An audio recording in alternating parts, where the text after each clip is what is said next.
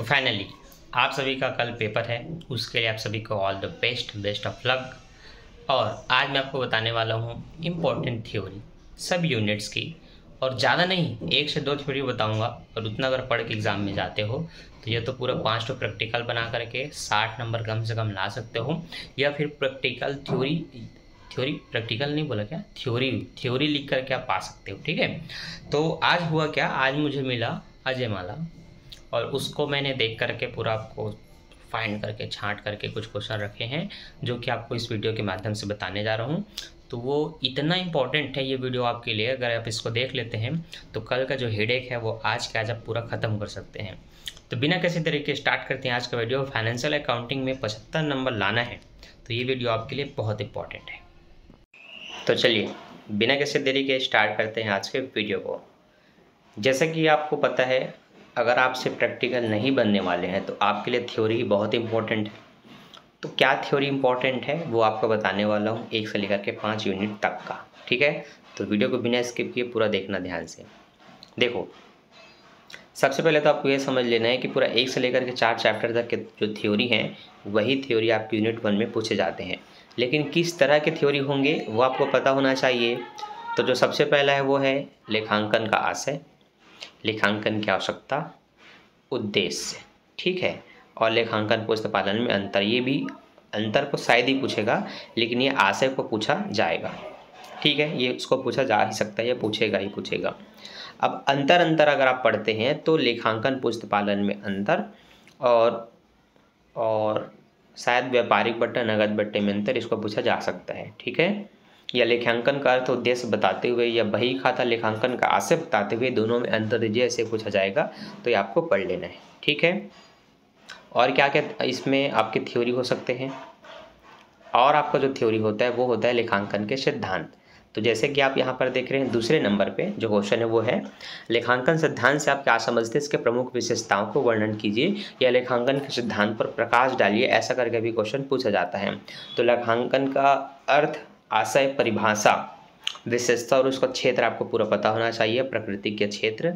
और इतना अगर आपने याद कर लिया तो ये आपका दूसरा तीसरा थ्योरी हुआ, जो कि मोस्ट इम्पॉर्टेंट यूनिट 1 के लिए।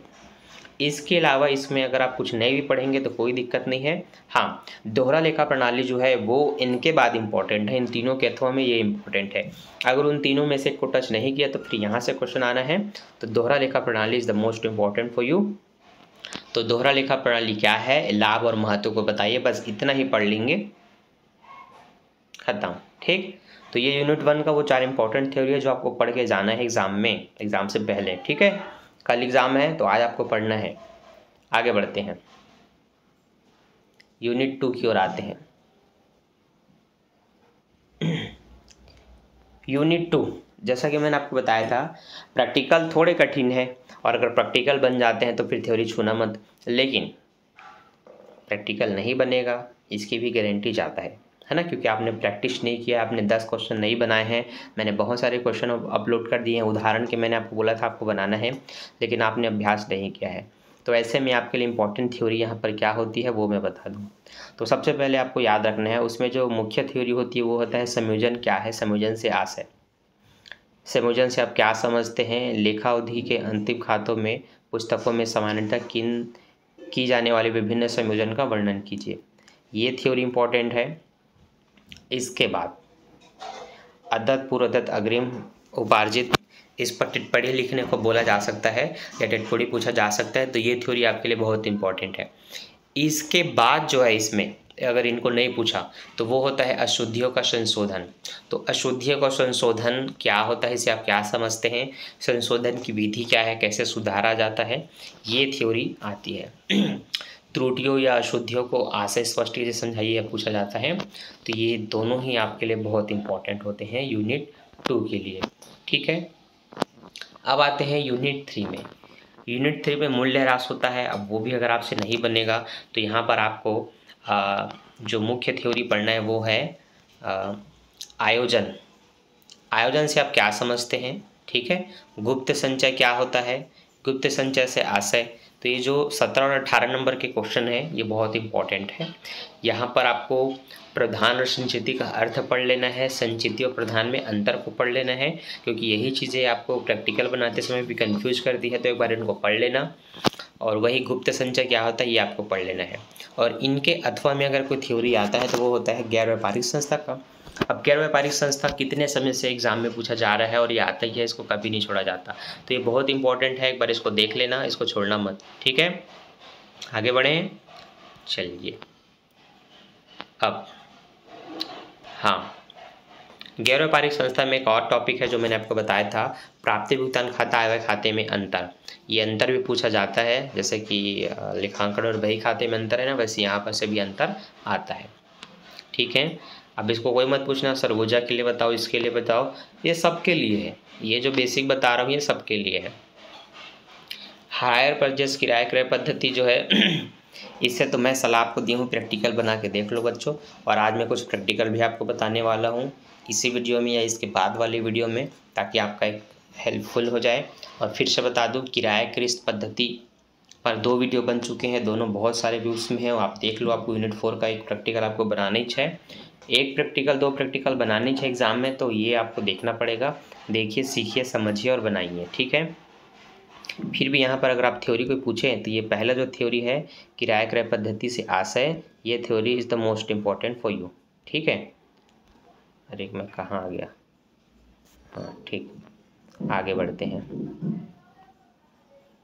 हाँ, ये एक अथवा में जो पूछा गया है ना, ऐसा भी पूछा जाता है कि जब माल किराया क्रय पद्धति के आधार पर बेचा जाता है तब क्रेता और विक्रेता के बीच संबंधों को बताइए, है ना, ये भी पूछा जाता है।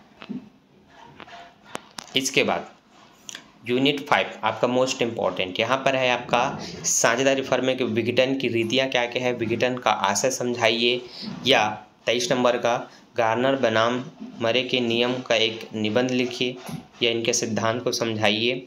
ठीक है, फर्मों का एकीकरण से आप क्या समझते हैं, इसका उद्देश्य बताइए। बस ये 3 चीज़ें, एकीकरण, गार्नर बनाम मरे, साझेदारी का विघटन, रीतियाँ इत्यादि। क्लियर है, तो ये रहे वो 5 इंपॉर्टेंट थ्योरी जिसको पढ़ करके आप एग्ज़ाम में पूरा नंबर स्कोर कर सकते हैं।